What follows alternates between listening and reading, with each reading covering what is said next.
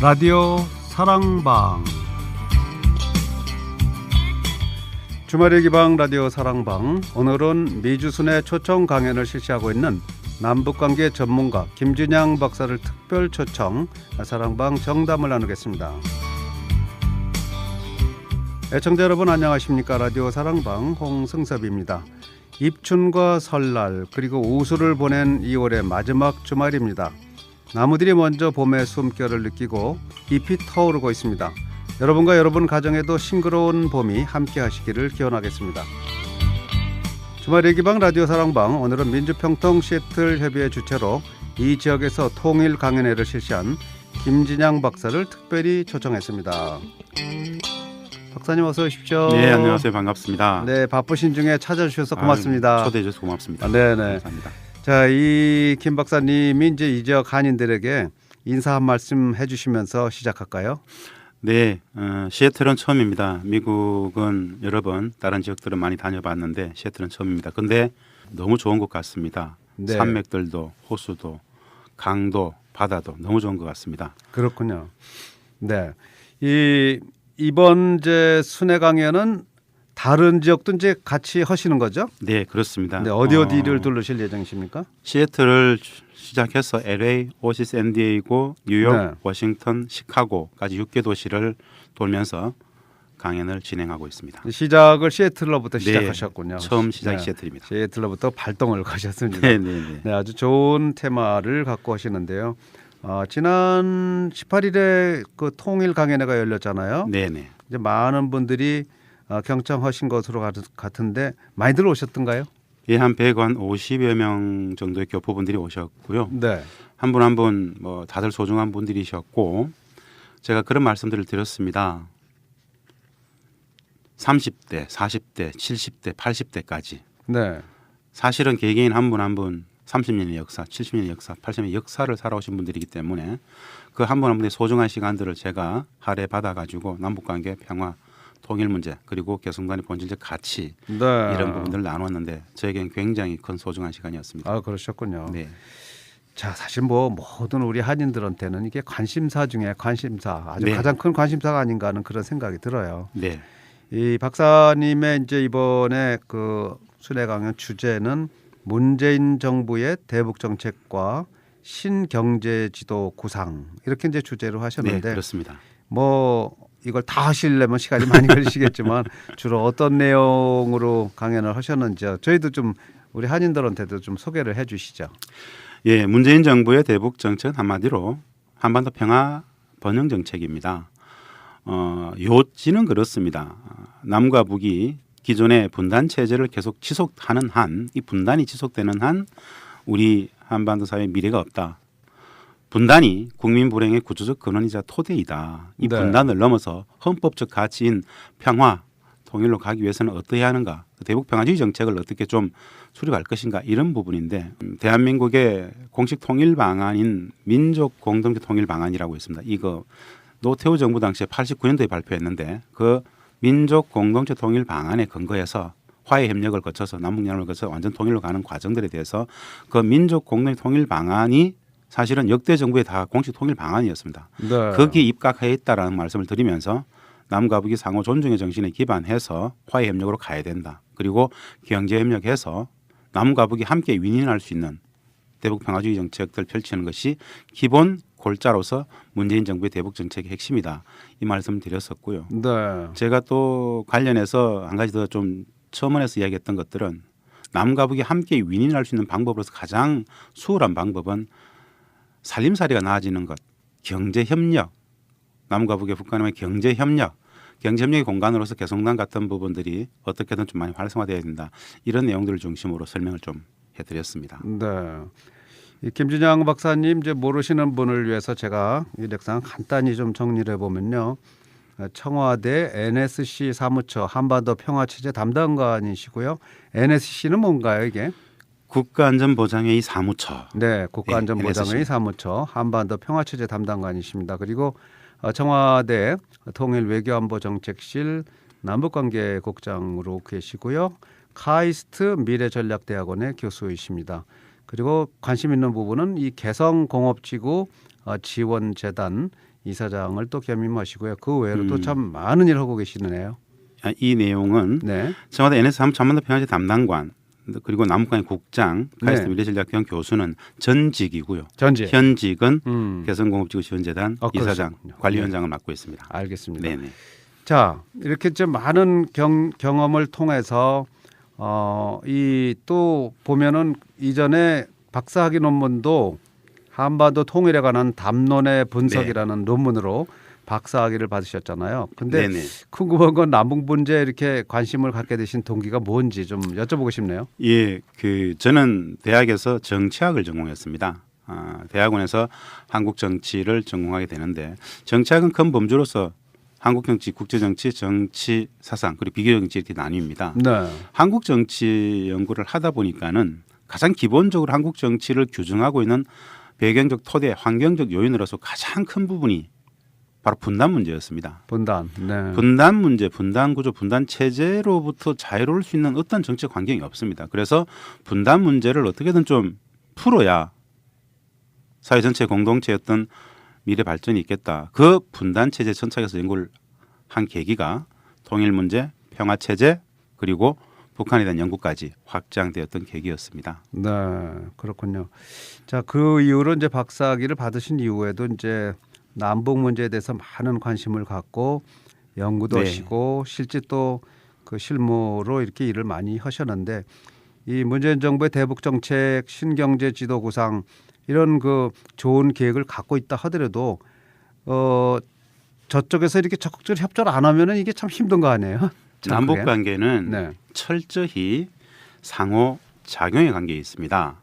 사실 이제 이 말씀을 좀 드리고 먼저 소개를 하고 가야 될 것 같은데 우리는 기본적으로 한반도 남과 북은 70년 분단 체제, 분단 구조에 살고 있습니다.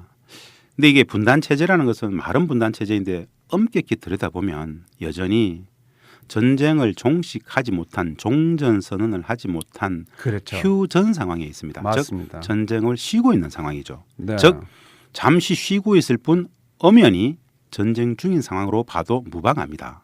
이게 적대적 분단 체제라고 설명하는 것인데 적대적 분단 체제. 이 적대적 분단 체제 속에서는 사실은 남북 관계나 북한 문제가 오롯이 진실되게 다 공유가 되어질 수가 없습니다. 네. 적과의 관계, 전쟁 중인 상황 속에서 이 분단 체제를 넘어서 평화로 가기 위한 가장 기본은 남북 관계를 진짜 제대로 잘 알아야 되고 북에 대해서도 우리가 잘 알아야 되는데 네. 사실은 이 분단 체제라는 것은 이 분단 구조라는 것은 우리 사회 속에서 한국 사회 속에서 북한을 총체적 무지의 대상으로 좀 전락을 시킵니다. 즉 분단이라는 것은 북을 구조적 무지와 체제적 왜곡의 대상으로 전락시킨다. 즉 문맹, 큰 맹처럼 북맹을 네. 좀 일반화시키는 그런 경향성이 있습니다. 그렇군요. 이게 이제 전제인데 남북 관계를 바라보는 분석할 수 있는 전제인데 그 전제 속에서 이제 학자적 관점에서 북을 연구하려고 들여다 보면 어떤 문제에 봉착하냐면은 쉽게 말하면은 우리 국민들께서 내지는 우리 교포분들께서 북을 바라보는 인식의 여러 많은 프레임들은 분단 체제가 규정하고 있는 적으로서의 이미지들이 대부분입니다. 네. 그러나 엄연히 실존하는 모습으로서의 북측은 또 조금 다를 수 있습니다. 조금. 이 간극이 상식과 진실의 간극이라고 볼 수 있는데 네. 제가 주로 이제 청와대에서 남북관계를 하고 비서관을 하고 차관보를 하고 수많은 협상들을 하고 나서 이후에 다시 직접 개성공단에 들어가서 2008년부터 2011년까지 4년간 개성공단에서 발생하는 여러 대북 협상들을 전담했던 그런 경험을 갖고 있습니다. 실정적이고 체험적인 대북 협상을 현장에서도 오랫동안 하면서 느꼈던 것 중에 하나가 가장 큰 것이 네. 보편적으로 우리 한국 사회 속에서 인식하고 있는 북에 대한 이미지하고 그 상식적인 눈높이하고 여론하고 실제하는 북측의 모습이 조금 다를 수 있구나라는 생각을 참 많이 해서 들었습니다. 그렇습니까? 자, 이 간극을 메워가는 과정이 남과 북이 상호 존중하면서 화해 협력에 갈 수 있는 저는 모티브라고 보는데 현재 남북 관계를 바라보는 국민들의 보편적인 눈높이 상식과 엄존하는 진실과는 조금 차이가 있다라는 것은 명확한 것 같습니다. 이것을 간극을 간극을 줄이는 과정이 좁혀가는 과정. 화해 협력의 과정일 것이다. 아하. 이거 굉장히 어려운 영역인데 참 어렵다. 그래서 만나봐야 됩니다. 네. 그냥 전문가들만 볼 것이 아니라 만나보고 대화해보고 토론해보고 논쟁해보고 생각이 별로 다르지 않음을 직접 확인해봐야 됩니다. 네. 이게 저는 가장 소중한 경험이라고 보는데 개성공단은 남과 북이 14년간 같은 공간에서 같이 일을 해봤습니다. 네. 그래서 이미 개성공단은 이미 통일이었죠. 어떻게 보면 그런 공단들이 경제적 번영을 같이 누리는 과정 속에서 서로 닮아가는 과정, 이것이 가장 추천하고 싶은 통일의 방식이라고 보는데 네. 제가 통일 평화 문제 천착해서 개성난 갔던 것도 그런 이유였습니다. 개성은 이미 몰랐기 때문에 오해했던 사람들이 서로 알게 됨으로써 그 오해가 이해가 됨으로써 고개가 대부분 끄덕여지더라. 그래서 상호 존중이 되더라. 네. 그렇게 공존하고 있더라. 아, 이 개성공단 같은 것이 2개, 3개, 4개, 5개가 생기면 통일 평화라는 이야기를 따로 하지 않더라도 자연스럽게 평화는 오롯이 정착되겠구나라는 생각들을 많이 했었더랬습니다. 그렇게 해서 개성공단적인 운영이 잘 진행이 됐으면 간극은 점점 좁혀질 수 그렇습니다. 있는데 이게 이제 결국은 깨져버렸어요. 네. 그래서 실망하는 분도 전면 많이 중단이 계시고 됐죠. 어떤 사람은 뭐 그 당연한 결론이다 이렇게 얘기하는 사람도 있고 네. 네. 그런데 참 안타까운 느낌이 드네요. 한 가지 분명히 좀 말씀을 드릴 게 있습니다. 제가 분단 체제라는 것은 남북관계나 북한 통일 문제를 구조적으로 좀 이렇게 비틀고 왜곡 오도한다고 제가 말씀을 드렸는데 네. 개성공단 문제만 하더라도 마찬가지입니다. 어떤 거냐? 대부분의 사람들은 개성공단의 본질적 가치나 실체적 의미에 대해서 들어본 적이 없습니다. 그렇죠. 네. 진짜 어마무시한 곳입니다. 평화적으로, 안보적으로, 통일문화의 미래적 가치 이런 큰 거대 담론뿐만 아니라 경제적 공단이기 때문에 경제적 가치로도 참으로 어마무시한 곳입니다. 그런데 그런 엄청난 가치에 대해서 들어본 적이 없습니다. 왜 그랬을까요? 14년 개성공단에 살아있는 실정적인 체험적인 모델로서 그곳은 꿈만 같은 곳이죠. 기업분들은 한국의 입주 기업분들은 참으로 많은 돈을 벌 수 있는 곳입니다. 네. 다른 어떤 공단보다도 전 세계 어느 공단보다도 압도적인 비교 우위 속에서 큰 돈을 법니다. 그런데 국민들은 개성공단에서 우리 기업들이 돈을 벌었다는 이야기를 거의 들어본 적이 없을 겁니다. 그리고 개성공단이 존재함으로써 남과 북의 군사적 대치나 우발적 충돌들이 제2차, 제3차로 확산되지 않도록 안보적 장치가 있었고 일상적인 상호 존중의 관점 속에서 평화가 이미 정착이 되고 있었고 통일 문화 미래적 가치까지 상상할 수 없는 엄청난 많은 순기능들이 있었음에 대해서 왜 잘 모를까요? 왜 개성단의 본질적 가치들이 확산이 되지 않고 네. 일부의 사람들만 알고 있었을까요? 이게 분단이라는 거라고 저는 보는데 공단이 닫혀지는 과정, 최초에 공단이 만들어졌던 과정과 운영이 되어졌던 과정 그리고 닫히는 과정에 대한 기본 이해들이 제대로 많이 부족한 측면이 있습니다. 인식의 공유가 좀 힘들었다는 진짜 말씀이죠. 그 간극을 분단 체제의 여러 많은 기재들은 제대로 알려내지 못했습니다. 그렇군요. 진짜 가슴 아픕니다. 네, 주말의 기방 라디오 사랑방 함께하고 계십니다. 오늘은 전 청와대 NSC 사무처 한반도 평화체제 담당관이시고 청와대 통일외교안보정책실 남북관계국장 카이스트 미래전략대학원의 교수였었고요.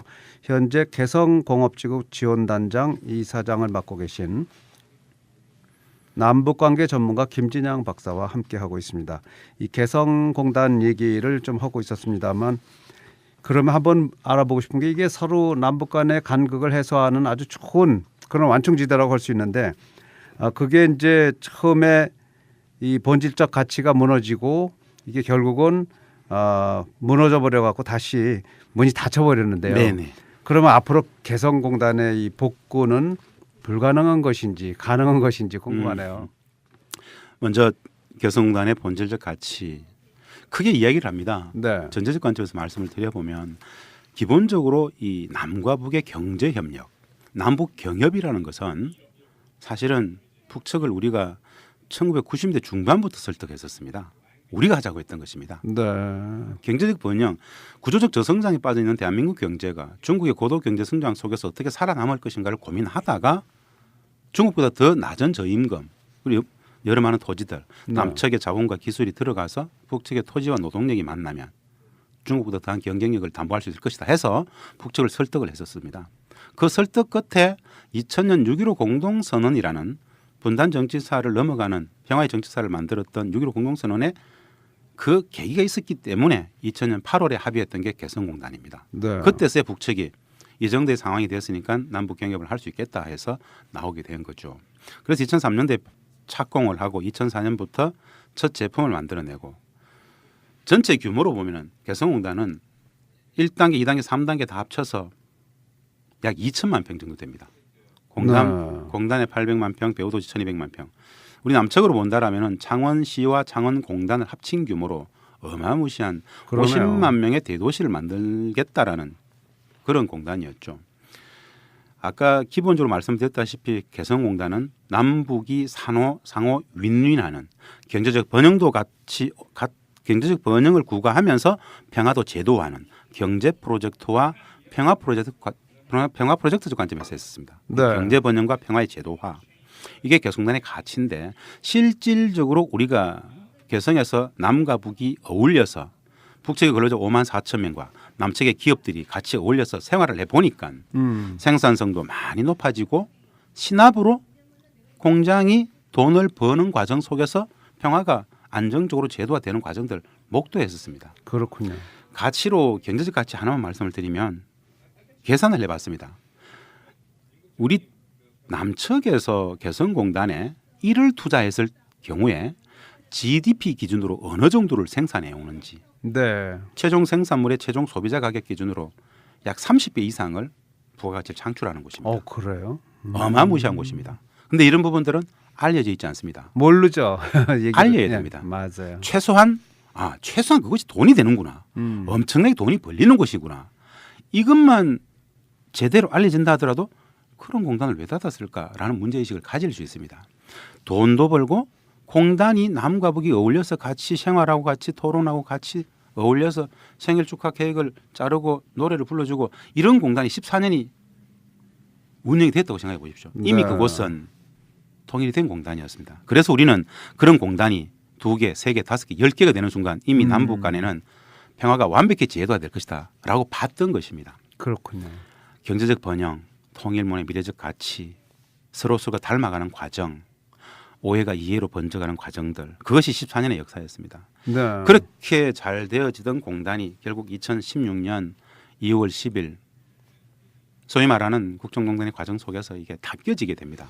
전면 중단이 되어지게 되는데 북한의 문을 닫게 된 근본적인 이유는 뭘까요? 문을 닫은 것은 우리가 닫았습니다. 우리가 물론 닫았지만 예. 어떤 환경이 있었을 거 아니에요. 사실은 네. 남과 북이 기합의해서 했던 공단을 2013년도에 우여곡절 끝에 6개월 만에 다시 재개할 때 남과 북은 합의를 했었습니다.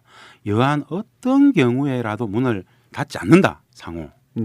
그 합의가 있었음에도 불구하고 사실 그 조항은 우리가 고집해서 넣었었는데 2013년 9월 합의입니다. 근데 2016년 2월 10일 날 전격적으로 우리가 이제 전면 중단을 선언을 하게 됩니다. 그것은 2017년 12월에 이제 통일부 정책혁신위원회가 전체적인 공단을 전면 중단하게 되는 과정을 조사를 했었더랬습니다. 네. 당시에 관계자들 다 불러서 조사를 하고 했는데 그 전면 중단이 되는 과정 자체가 결론적으로 매우 좀 초법적으로 불법적으로 이루어진 과정이다라는 게 이제 결론이 났습니다. 어떤 소위 말하는 대통령의 어떤 전면 중단 결정이 되기까지의 정상적인 과정은 그렇습니다. NSC 상임위원회의 권고 내지는 건의를 받아서 대통령이 받아서 국무회의 의결을 거쳐서 국회 동의를 받아서 닫게 되는 과정이 절차적인 과정입니다. 네. 그 모든 과정 없이 그냥 대통령의 한마디 지시로서 그냥 닫으시오. 이 한마디 지시로서 그냥 이틀 만에 다 닫게 됩니다. 네. 14년의 역사가 이틀 만에 끝나게 되는 과정이죠. 이틀 만에 닫았지만 대통령께서 그것을 닫게 되는 결정을 하기까지 과정들은 전혀 드러나 있지 않습니다. 그것이 이제 지금 헌법 소원을 제기하고 있는 입주기업들의 주장이고 조사를 해보니까는 NSC 상임위도 열리지 않았고 국무회의 의결도 없었고 그냥 소위 말하는 농단의 과정 속에서 어떻게 그리 된 것 같습니다. 이것을 네. 본인이 어떤 증언도 하지 않기 때문에 드러나지 않습니다. 그렇게 갑작스럽게 닫았는데 여는 문제는 또 다른 문제입니다. 우리가 전면 중단했기 때문에 닫을 수밖에 없는 상황이 있었던 건 아닌가요? 그 닫을 수밖에 없었던 상황이라고 제기되어지는 것들이 이후에 근거 없음으로 다 드러납니다. 우린 대부분 핵, 미사일 전용 뭐 이런 이야기를 다 합니다. 네. 그것이 팩트에 근거해 있는 사실이냐? 그렇지 않습니다. 우리가 닫음으로써 뭔가 또 북측을 압박을 했었어야 되는데 사실은 찾아 들어가 보면은 우리 기업들만 다 그냥 쫓겨나오게 되는 과정만 초래한 과정이죠. 네. 이게 참으로 답답한 상황입니다. 우리 스스로 우리 기업들을 데리고 나와서 거리로 내앉게 되는 과정으로 몰았던 상황이 누구도 용납하기 힘든 상황이죠. 왜 그랬을까? 지금도 국내에서도 왜 그런 결정을 내렸을까가 가장 큰 화두입니다. 왜 그랬을까? 도무지. 네. 도대체 왜 그랬을까? 그래서 다들 엄청난 낙담이 크죠. 완벽한 정책 실패. 사실은 정치적 내지는 경제적 자해 행위를 했다라고들 이야기를 합니다. 전문가들끼리는. 네. 이게 우리 스스로 용납하기 힘들죠. 왜 이랬을까 과연. 근데 그건 통일부 정책혁신이 여러 많은 연구위원들도 박근혜 전 대통령을 찾아서 어떻게 정언을 들을 수 없기 때문에 그냥 배열이 가려져 있습니다. 절차적 과정에 있었던 많은 사람들을 다 청문을 하고 들어보고 조사를 해봤습니다만 했음에도 불구하고 결론은 그렇습니다. 왜 그랬는지 모르겠다. 그 김진양 박사님은 그 부분 전문가신데 박근혜 정부가 왜 그랬을까요? 한번 추측해 보실 수 있잖아요. 그것을 제가 이야기하면 네. 여러 많은 파장이 있을 수 있습니다. 아 그래요. 공식적인 위치에 있는 사람이기 때문에 음. 그 본인 스스로의 입으로 이야기를 해야 됩니다. 네. 이럴 겁니다라고 추측하는 것은 굉장히 위험하다. 적절치 않다고 저는 봅니다. 아 그렇군요. 그럼 앞으로 개성공단 복구가 혹시 가능할 수가 있겠는지 그런 것도 한번 예상해 보시죠. 예, 개성공업지구 지원재단 이사장으로 있다 보니까는 국내 여러 많은 언론사들 그리고 많은 전문가들이 저만 만나면 한결같이 이야기를 합니다. 개성공단 앞으로 언제 열릴 것 같아요? 언제 열릴 수 있을 것 같아요?라고 묻습니다. 네. 전 그런 질문을 받을 때마다 늘 저한테 질문하는 그분들 손을 꼭 잡고 이야기를 합니다. 함께 여시죠. 열어야 합니다. 이것은 당위적 가치입니다. 공단의 본질적 가치만 안다라면은 이것은 도무지 이렇게 놔둬서는 될 문제가 아닙니다. 네. 어떻게든 함께 열어야 됩니다라는 당위를 이야기합니다. 닫을 때는 그렇게 쉽게 닫았지만 다시 연다라는 것은 결국 남과 북이 또 합의를 해 가야 됩니다. 네. 그 전에 무엇을 해야 되느냐? 가장 기본적으로 우리 국민들이 지난 12년 동안 개성공단의 본질적 가치에 대해서 한 번도 들어본 적이 없습니다. 가치를 먼저 이야기를 해줘야 됩니다. 진실을 알려줘야 됩니다. 네. 아 개성공단이 저런 곳이었어? 저렇게 엄청난 곳이었단 말이야? 경제, 안보, 통일, 평화?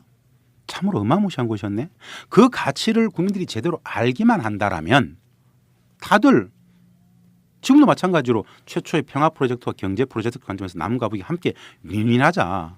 우리는 제2의 한강의 기적을 네. 북측은 대동강의 기적을 같이 만들 수 있는 엄청난 곳이구나라는 것을 알기만 한다라면은 다들 이구동성으로 박수치면서 들어가라고 할 것이다. 개성공단 입주 기업들은 124개 기업들, 영업기업 80개, 한 200개 기업들은 대부분 다 다시 들어가길 희망하고 있습니다. 아 그렇습니까? 그들은 한결같이 공단이 다 끼고 나서 기업 피해 보상 지원이다, 경영 정상화 지원이다 참 많은 것을 합니다만은 입주 기업들은 한결같이 한 가지를 이야기합니다. 우리 개성공단 입주 기업들, 영업 기업들한테 최대의 피해 보상 지원과 경영 정상화 지원은 딱 한 가지다. 공단을 다시 재개해 주는 것, 네. 열어주는 것. 그것이 최대의 보상이니까 열어달라. 우리는 다시 다 들어가겠다라고 이야기를 합니다. 우리가 보편적으로 알고 있었던 개성공단의 본래적 모습으로 본다라면은 이 기업들이 다시 들어갈 거라고 생각을 한다는 것 자체가 이해가 잘 안 될 겁니다. 그런데 네. 입주 기업들은 100% 다 다시 들어가려고 원하고 있군요. 네. 그런 측면에서 당위적 가치 속에서 열어야 되는 것이다. 분단이 국민 불행의 구조적 근원이다. 그 분단을 넘어서 평화로 가야 된다. 평화로 가기 위한 첫 시발점이 아마 토대가 근본 첫 단추. 첫 단추 첫 단추가 아마도 다 끼어진 공단을 다시 재개 정상화하는 것일 것이다.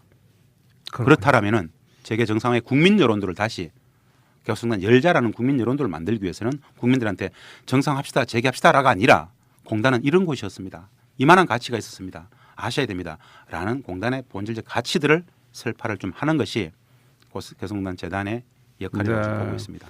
개성공단의 어떤 본질적인 가치에 대한 그런 국민 전체 인식의 공유가 잘 안 된 부분은 뭐 정부 책임도 있겠지만 또 언론의 책임도 있다고 봐야겠군요. 그러면. 전체적으로 저는 정부의 책임이 주를 이루고 네. 정부가 제대로 알려줬으면 왜 언론이 안 썼겠습니까? 네. 당연히 받았겠죠. 정부가 사실은 쉬쉬했던 측면이 없지 않습니다. 공단의 본질적 가치를 침소봉대한 측면이 없지 않습니다. 그것이 네. 참 안타깝습니다.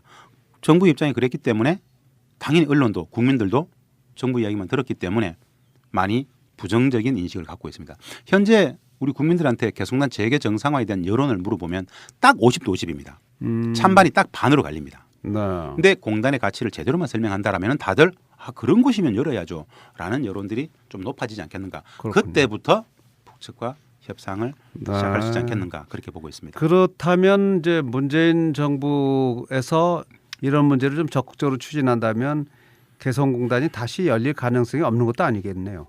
예, 저는 뭐 분명히 개성공단 다시 열린다고 봅니다. 다만 타이밍, 시기가 언제가 될 것인가가 관건이지 당연히 열게 되어 있다라고 네, 봅니다. 그렇군요. 남북 관계를 정상화시키는 첫 입구에 공단 문제가 있습니다. 왜냐하면 남북의 합의 상황이기 때문에 네. 6.15와 14가 남북의 합의였기 때문에 부정되지 않고 계속 유지되는 것처럼 개성공단 또한 마찬가지로 전면 중단은 되어 있지만 물리적 공단으로서 여전히 개성공단은 시설과 설비와 공장들이 그대로 있습니다. 남아 있으니까. 입주기업들이 들어가기만 하면 됩니다. 네. 그렇기 때문에 다시 열린다고 봅니다. 다만 그렇군요. 그런 조건들을 만드는 과정 자체가 저나 우리 당국자들한테 맡겨지는 과제다 이렇게 네. 보고 있습니다.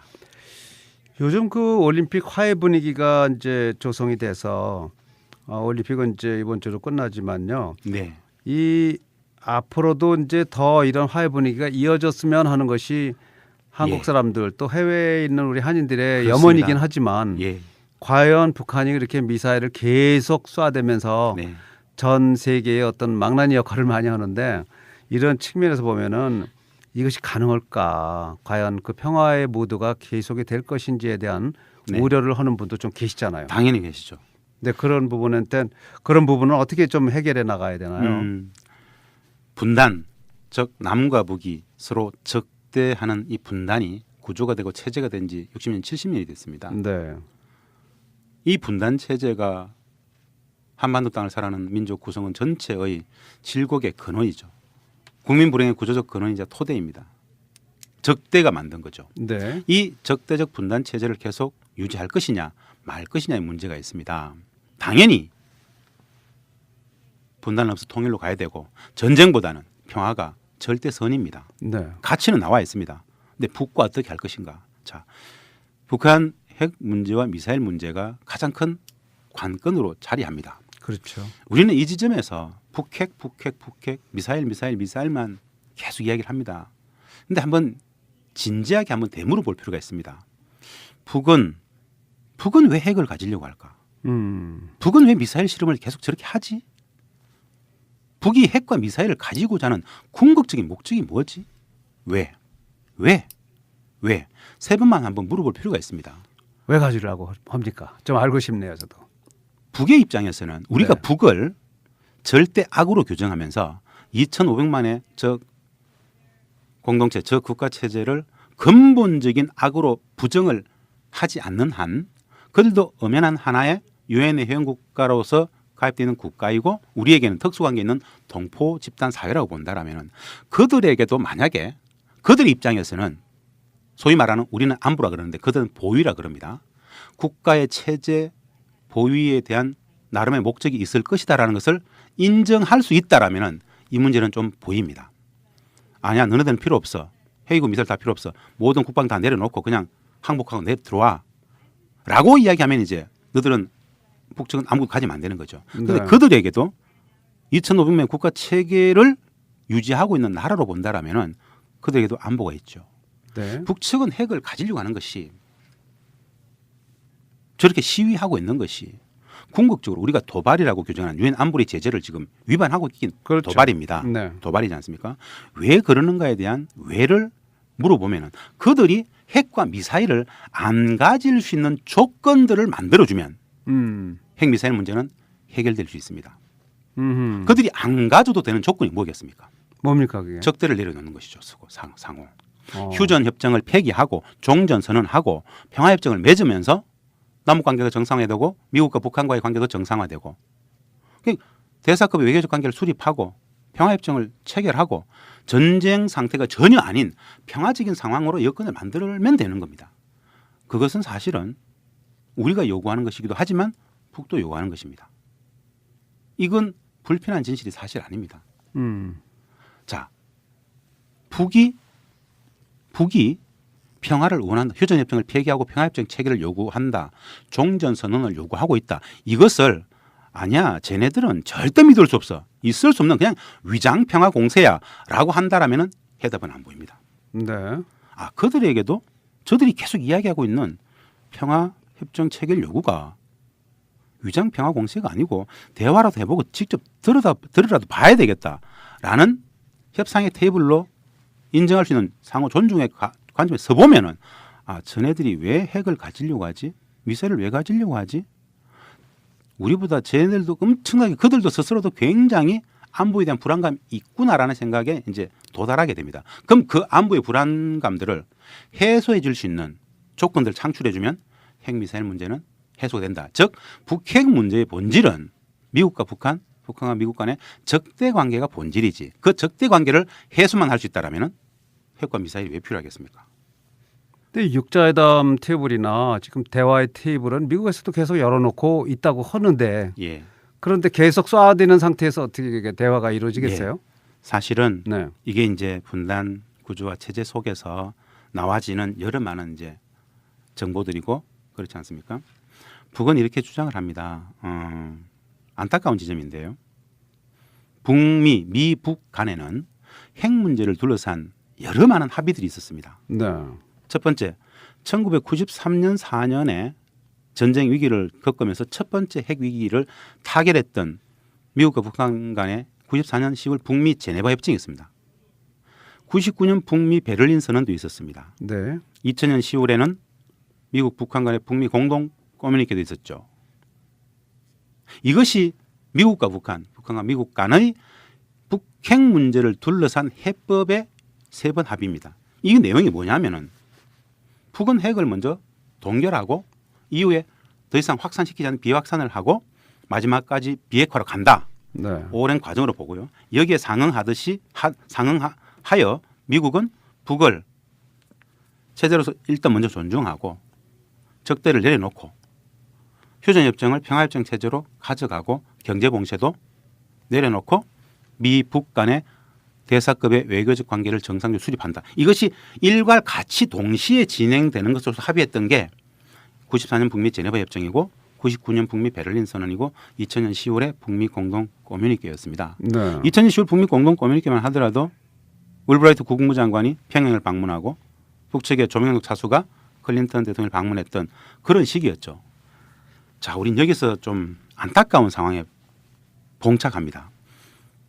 이 세 번의 합의가 왜 깨졌는가?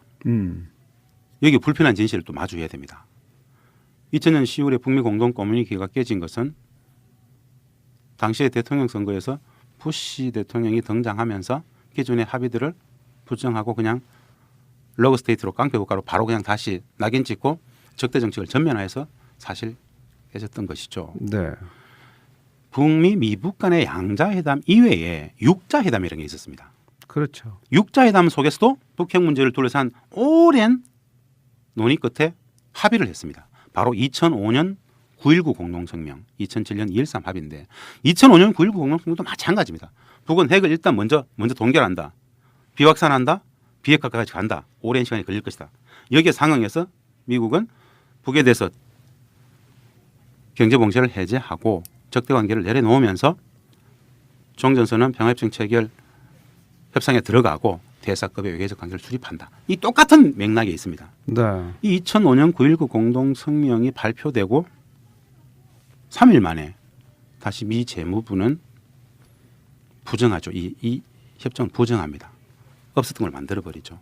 이게 사실은 우리한테는 굉장히 불편한 진실입니다.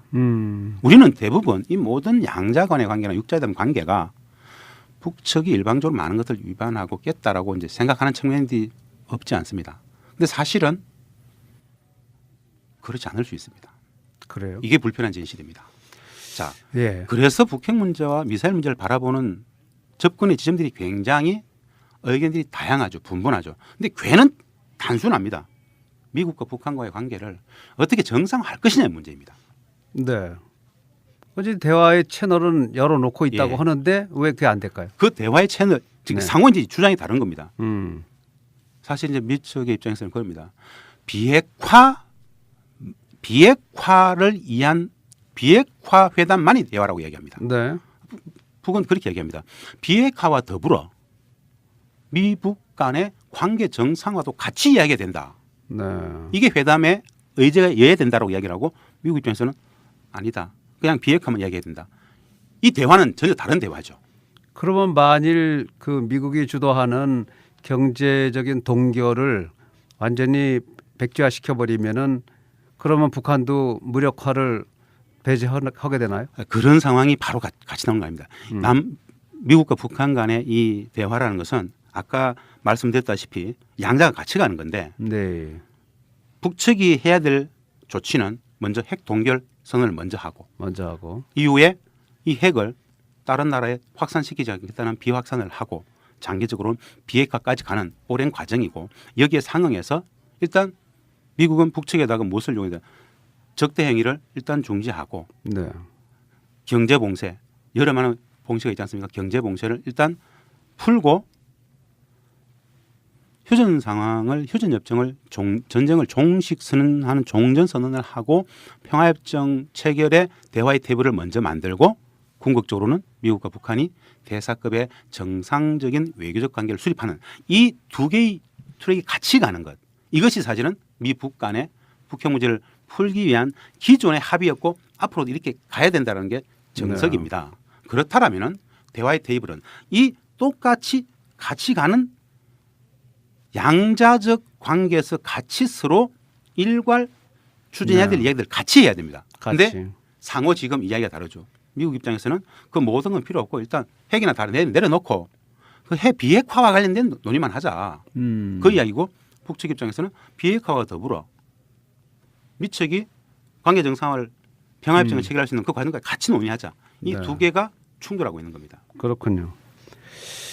자, 듣고 보면 역시 좀 불편한 진실인데요. 네, 이런 부분을 방송 듣고 계신 분들은 또 의견을 달리하시는 분도 계시겠고요. 또 그 의견에도 동조하는 분도 많이 계시겠습니다만 이런 그 대화의 장도 평화 통일을 위해서는 반드시 이렇게 의논이 돼야 되고 협의가 돼야 되고 인식에 공유하는 그런 시간이 필요하리라고 생각합니다.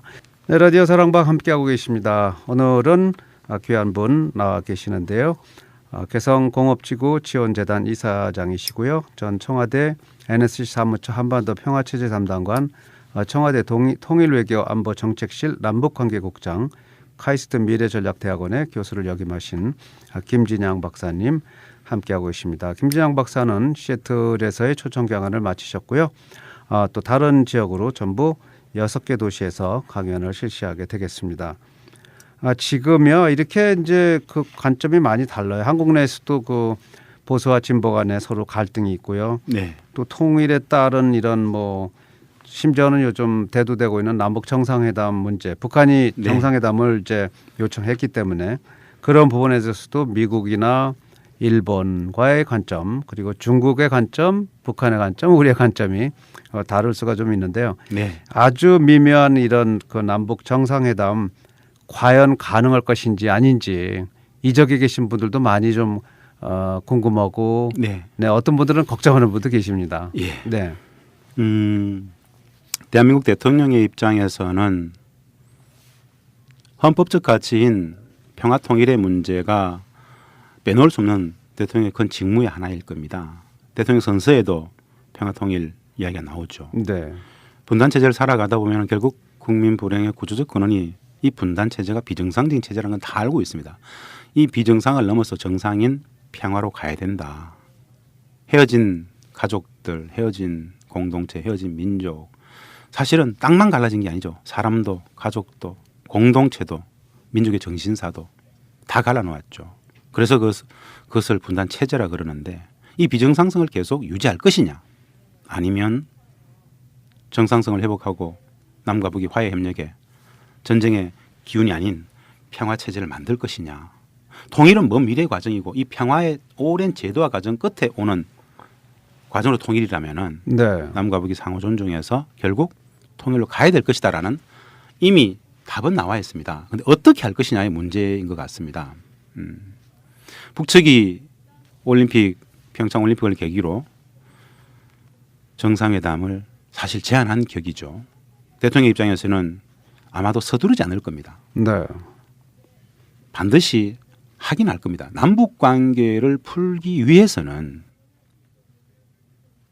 양 정상이 만나는 것이 가장 큰 해법이고 1차 6.15, 2차 14 정상회담을 해봤기 때문에 언젠가는 하게 될 겁니다.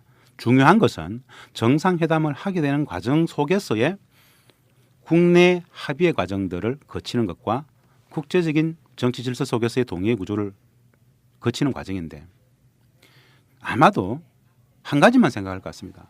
대한민국의 최대의 국익이 뭘 것인가를 먼저 생각할 겁니다. 우리의 최대의 국익이 뭘까? 네. 일상적인 전쟁의 위험, 군사적 긴장, 이 분단이라는 것이 누구의 분단이지? 누구를 위한 분단일까? 라는 근본적인 질문을 하게 되면서 이 분단을 넘어서 평화로 가는 것, 통일로 가는 것은 누구에게 통화이고 누구의 평화이지? 그 조건을 창출하는 과정 속에서 역관계들을 생각했을 때 한미동맹부터 주변 국가의 관계가 있을 겁니다. 거기에 한미동맹이 존재합니다. 아마 문재인 대통령은 매우 신중하게 접근할 거라고 봅니다. 당위적 가치, 명분이 아무리 높다 하더라도 주변 국가들을 설득해내는 과정의 절차가 필요합니다. 그렇죠. 그런 측면에서 서두르지 않을 거라고 보고 최대한 향후에 올림픽 이후에 남북 관계가 조성되지는 국민들이 있을 겁니다. 조건 변화되는 상황들을 보면서 미국과 아마 긴밀하게 협의하고 토론하고 하나의 공감대를 만들기 위해서 노력할 겁니다. 그래서 그 과정을 거친 이후에 정상회담 문제가 본격적으로 논의되지 않겠는가. 네. 북측이 제안했다고 해서 바로 할 수 있는 것은 아니다. 아마 신중하게 멀리 보고 준비할 것이다. 그 생각은 분명한 것 같습니다. 이 지역에 이제 한국을 걱정하는 이런 그 좀 약간 보수 쪽의 그 분들의 입장에서 본다면 옛날에 김대중 대통령 정권이나 노무현 정권 시절에 남북 간에 서로 이렇게 가는 그 정상회담이 있었는데 뭐가 달라졌느냐, 다시 그 후에 미사일을 쏘지 않았느냐 하는 그런 얘기들을 하는 분들이 있어요. 과연 믿을 수 있느냐? 이 신뢰의 문제가 걸림돌인 것 같아요. 북한에 대한. 기본적으로 제가 다시 말씀드리지만 인터뷰 모두에 그런 말씀을 드렸었습니다. 분단 체제, 분단 구조라는 것은 네. 남북 관계와 북맹을 좀 일반화시킨다. 적대적 분단 체제라는 것은 적으로만 규정하고 있기 때문에 그 관계 속에서 어떤 왜곡들이 있는지 정보들이 정확한지를 사실 잘 모릅니다. 그 속에서 그냥 그런 인식들도 가능해지는 겁니다. 제대로 알게 되면은 모든 것이 철저히 상호작용적 관계의 산물이구나라는 것을 알게 됩니다. 그러나 적대적 분단 체제는 그런 것들 다 가려버립니다. 적절치 못하죠. 그건 애놈인데 나쁜 놈들인데 모든 문제를 그냥 북한 탓만 하면 됩니다. 그러나 협상의 테이블에 앉아보면 철저히 상호작용의 관계라는 걸 알게 됩니다. 저 같은 경우에는 북측과 협상을 가장 많이 한 사람 중에 한 명인데요. 우리 국민들하고 우리끼리 할 수 있는 상식적인 이야기들을 그 협상장에서도 마음껏 할 수 있느냐? 그렇지는 않습니다. 네. 이게 또 불편한 진실이라는 겁니다. 그렇죠. 신뢰할 수 있느냐? 상호작용입니다. 북측은 우리를 신뢰할 수 있을까요? 똑같이 물어본다라면 만약에 신뢰라는 것은 대화를 통해서 형성이 되는 겁니다. 쟤들 신뢰할 수 없어. 그러면 한 발짝도 못 나갑니다. 평생 우리는 이런 분단체제를 살아야 됩니다. 쟤들은 믿을 수 없어? 그럼 안 만나면 되는 겁니다. 이 분단체제를 계속 가는 겁니다. 그런데 이 분단체가 진짜 문제가 많아. 그럼 제대로 만나봐야 되겠어. 대화를 해봐야 되겠어. 최소한 북측을 만나가지고 너네들 왜 핵을 가지려고 해? 너네들 왜 자꾸 미사일 도발해? 라고 물어는 봐야 되지 않겠습니까? 그렇죠. 한 번이라도 물어봐야 됩니다. 그들이 왜 그걸 가지려고 하는지 들어보면은 저게 도발인지 일방적인 뭔 새로운 아픔이 있는지 뭔가 있는지 알면은 거기에 맞게끔 새로운 해법들을 모셔갈 수 있습니다. 우리는 지난 9년간 10년간 단 한 번도 의미 있는 대화를 해본 적이 없습니다. 2017년 한 해만 말씀드려보면 2017년 5월에 문재인 정부가 등장했음에도 불구하고 남북 간에는 어떤 의미 있는 대화도 한 번도 해본 적이 없습니다. 네. 그런데 트럼프 정부가 등장한 비슷한 시기에 등장했지 않습니까? 그 시기에 미국과 북한은 공식 비공식 접촉을 통해서 최소 8번 이상은 만났습니다. 네. 미국과 북한은 만나는데 왜 남북은 만나지 말아야 되죠? 만나야 됩니다. 직접 들어봐야 됩니다. 남과 북이 만나야 우리의 문제를 가지고 허심탄회하게 얘기해 볼 수 있습니다. 신뢰를 할 수 있는가? 내가 신뢰를 가지면 상대방도 신뢰를 가질 겁니다. 적대가 적대를 낳고 호혜가 호혜를 낳고 평화가 평화를 낳는다. 상호작용의 관계이다. 일방적 관계는 없다. 그 속에 선과 악, 맞고 틀림 이런 획일적인 그런 구도는 사실은 그게 크게 존재하지 않는다. 네. 우리가 하는 만큼 돌아오게 될 것이다. 어떤 측면에서 본다라면은 우리가 주도권을 가지고 우리가 평화의 질서를 진짜 만들어야 된다라면은 우리가 대범하게 포용하는 자세로서 대화를 주도할 필요가 있다. 네. 신뢰할 수 없기 때문에 만나지 않으면은 분단 체제는 영원할 것이다. 그렇게 좀 봅니다. 개성공단 사람들이라는 책을 쓰셨잖아요. 오랜 네네. 동안 개성공단에 거주하시면서 저 남과 북이 함께 일하는 모습을 보셨기 때문에 이런 저도 읽어보지는 않았습니다만 개성공단 사람들을 이렇게 또 통해 보면서 과연 거기가 전진기지가 돼서 평화 통일을 위한 그런 초석이 닦여질 수 있다는 확신은 갖고 계신 것 같아요. 박사님. 당연하죠. 네. 개성공단은 단순한 그냥 산업공단이 아닙니다. 상품을 만들었지만 그것은 평화를 만드는 거였습니다. 우리가 잘 모르는 몇 가지 사례만 말씀드려보겠습니다. 개성공단이 어떤 곳인지. 개성공단은 애초에 말씀드렸다시피 우리가 북측을 설득해서 만드는 게 남북경협입니다. 개성공단 그 2천만 평 그 안에는 북측의 서부전선의 주력 군부대였던 2군단 산하의 4사단, 6사단, 64 기갑사단, 62 포병연대 6만의 주력 군부대가 주둔했던 군사기지입니다. 네. 그 군사의 기지를 북측 송악산 뒤쪽으로 10km, 15km 물리고 전쟁의 기지를 군사의 기지를 경제의 기지, 산업공단으로 만든 게 개성공단입니다. 참으로 간단치 않은 합의입니다. 군사의 기지를 남과 북이 약 5만 4천 명, 6만 명이 모여가지고 매일같이 같이 생산하고 같이 기술 토의를 하고 같이 생활하는 14년의 역사가 있습니다. 그거 하나가 물리적 공단으로 존재했기 때문에 마주 달리는 폭주기 관차를 막아줄 수 있었던 완충장치, 안전핀의 역할을 했었죠. 이게 안보라는 관점에서 공단의 역할이었습니다. 돈은 또 얼마나 많이 벌렸습니까? 우리 한국 경제에 지대한 영향을 미쳤습니다. 통일문의 미래적 가치가 있었죠. 이런 공단, 이런 개성공단이 온전히 100% 가동만 되면은 연 1,000억 달러 이상을 생산하는 곳입니다. 공단이 5개가 된다. 아마도 대한민국 경제와 북측 경제 어디에도 누구도 함부로 못하는 그런 공단이 될 겁니다. 그 공단을 통해서 남과 북이 만나게 된다. 하나의 단순한 비교를 하나 해드리겠습니다. 2000년 6.15 공동선언을 기점으로 본다라면은 중국과 대만은 우리보다 7년 늦었습니다. 화해협력 기조가 2007년부터 그들은 화해협력 기조에 들어갔었습니다. 네. 우리는 2000년부터 화해협력 기조에 들어갔었죠. 지금 중국과 대만은 어떤 관계를 유지하고 있느냐? 그들을 분단 국가라고 얘기하지 않습니다. 2007년 우리보다 7년 늦었지만 그들은 일관되게 쭉 경제 협력을 전면화해 가지고 현재 어떤 상황이냐면 대만에 있는 약 20만 개의 기업이 중국에 들어가 있습니다. 그래요? 20만 개. 대만에 있는 거의 100만에 가까운 사람들이 중국에 살고 있습니다. 그게 이제 중국 발전의 원동력이 된 모양이죠. 엄청나죠. 그리고 대만에서 중국 비행기가 매일 수백 대씩 뜹니다. 와. 그것이 분단 국가일까요? 이미 그들은 경제 공동체입니다.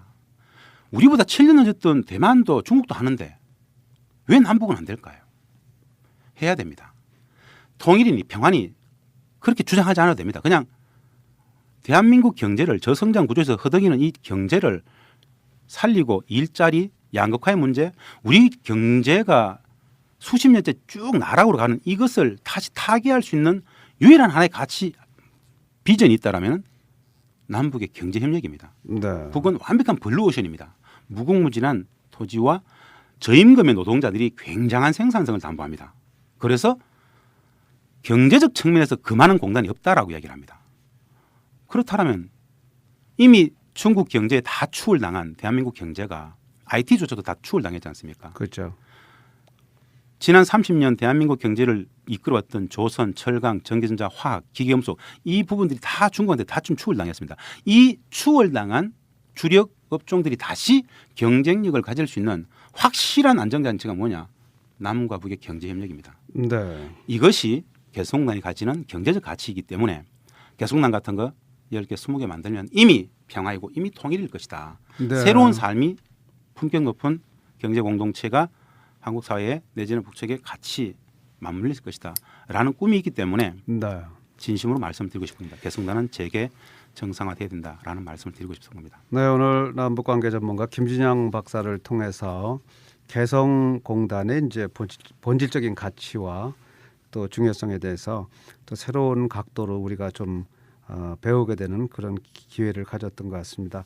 사실은 이제 이저 한인들이 이 평화 통일을 위해서 뭔가 일을 해야 된다고 생각하지만 네. 사실 뭐 많은 한계에 부닥칠 때가 많은데 예. 그래도 불구하고 이저 한인들은 과연 평화 통일을 위해서 어떤 일을 해야 될지 한번 다녀가셨으니까 한 말씀해 주시죠. 예, 그런 부탁을 드리고 싶습니다. 가장 기본은 이 미국 사회 속에서 확고부동한 시민의식을 갖고 있는 미국 시민이 제대로 되자라는 것 하나가 있을 겁니다. 네. 그것을 기반으로 해서 고국, 내 조국, 내 고향, 남북에도 어떻게든 안정적인 평화가 올 수 있도록 도움을 요청하는 건데 뭐냐? 오직 평화, 전쟁만은 막아야 된다. 그 전쟁의 일상적인 구조인 군사적 긴장도 막아야 된다. 그러기 위해서는 한미 관계가 진짜 잘 풀려야 됩니다. 미국에 계시기 때문에 미국 정치권의 직접적인 투표권을 가진 시민권자들이 아닙니까? 그렇다라면은 현 문재인 대통령이 전쟁만은 절대 안 된다라는 오직 평화라는 화해 협력의 기조들이 제대로 착근될 수 있도록 미국의 정치권에 영향이 있는 여러 많은 정치권에 한반도의 평화를 위해서 그 상원, 하원 내지는 여러 많은 유력 인사들이 남북의 평화를 위해서 역할을 할 수 있도록 네. 전쟁이 아닌 평화로 역할을 할 수 있도록 그런 여론, 사회 분위기 조성에 동포사회에서 많은 노력을 해주십사 그런 요청을 좀 드리고 아주 싶습니다. 중요한 말씀이네요. 우리가 이제 사실은 미국 투표권을 갖고 있는 이제 시민권자로서 네. 전쟁은 안 된다는 안 된다. 그런 강력한 메시지를 전해줄 필요가 있다는 거. 예. 그게 그러고 보니까 그것도 굉장히 중요한 그런 아마도 비중을 차지하네요. 그죠? 그런 측면에서 본다라면은 네. 미국에 계시는 한미 동맹이라는 엄청난 가치가 있기 때문에 그죠. 미국에 계시는 투표권을 가진 우리 시민권을 갖고 계신 교포님들은 대한민국에 있는 여러 많은 사람들보다 더 큰 영향력 있는 사람들입니다. 네. 그런 측면에서 자기 지역의 주지사, 상원, 하원 누구에게라도 영향 있는 사람들에게 평화만은 지켜야 된다라는 가치들을 설득해주고 여론을 주도해줄 수 있다라면은 그만한 애국은 없을 것이라고 저는 봅니다. 그 옛날에 그 학교 다니면서 배운 거 중에는요. 원교 근공책 뭐 이런 게 있다고요. 네. 먼 나라하고는 가깝고 가까운 예. 나라는 치라 뭐 이런 게 있는데 지금 문재인 정부는 보면 중국과는 좀 가까운 그런 모양이고 미국과는 좀 거리를 두는 것 같은 그런 인식들을 갖고 있는 우리 한인들이 좀 있어요. 많이 계세요. 그런 부분에 대해서는 가깝게 계시니까 어떻게 얘기해 주시겠어요? 그렇지 않습니다. 대한민국의 제1동맹은 한미동맹입니다. 거리상 중국이 가까울 뿐입니다. 거리상 미국이 먼다 한들 사실은 60년 동맹체제입니다. 사실은 기본이죠. 가장 중심에 두고 사고하죠. 중국은 경제적으로 이미 대한민국 경제에 막강한 영향을 행사하고 있는 게 사실입니다. 대한민국의 교육량이라는 게 미국과 일본과의 교육 규모를 합친 것보다 중국이 더 큽니다. 사실은. 그 현실적인 경제적 영향력으로부터 자유롭지 못한 것이 또 대한민국입니다. 네. 그런 측면에서의 어떤 고려들이지 사실은 대한민국은 중국에 할 말을 하죠. 과감하게 합니다. 상대적으로 중국이 전혀 관심권 밖이었었던 G2가 아니었던 그 시절에는 어느 고려의 대상이 아니었죠. 지금은 중국의 영향이 전 세계적으로 굉장히 성장했다라는 상대적 성장세 때문에 그런 착시 현상이 있습니다. 문재인 정부가 미국보다 중국을 더 중시하는 것 같다? 한마디로 착각입니다. 인식을 정확히 할 필요가 있습니다. 그렇군요. 네. 자, 여러분들 듣는 분들이 또 새로운 관점에서 한번 생각해 보시고 이런 문제는 계속 토론의 주제이기도 하고요. 또 불편한 진실이기도 한데 네. 이 방송 듣고 계신 한인 여러분들 1시간 동안 김진양 박사와 함께했습니다. 한인들에게 또 떠나시기 전에 당부하는 말씀 한 말씀 해주시고 끝내도록 하죠. 네, 시애틀 처음 왔는데 여러 많은 긍정적인 좋은 마음들이 많이 있습니다. 저를 초대해 주셨던 교포사회에 다시 한번 고맙다는 말씀을 드리고 70, 80 여러 한 인생의 역사를 살아가시는 분들을 만나면서 참 간단치 않은 마음들이 있었습니다. 건강하시고 늘 행복하시고 조국 생각하면서 한반도 평화가 깃들 수 있도록 많이 노력해 주시고 도와주십시오. 감사합니다. 네. 고맙습니다. 지금도 우리 한인들은 우리의 소원은 통일. 이 노래 나오면 뭐 남한 북한 관계없이 누구나 이거는 바라는 바이고 또 다 같이 이렇게 부르는 노래이기도 한데요.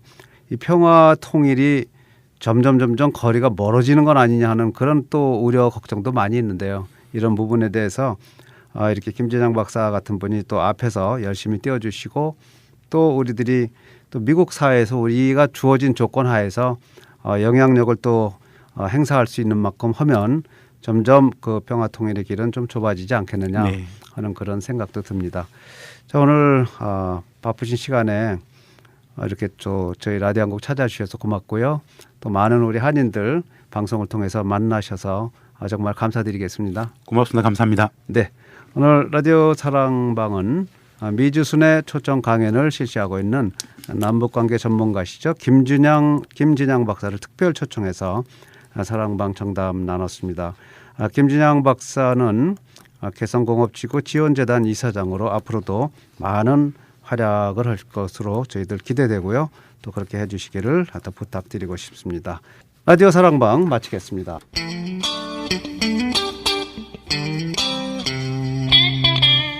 주말의 기방 라디오 사랑방 함께 하셨습니다. 애청자 여러분 건강한 주말 행복한 주말 맞으시기 바랍니다.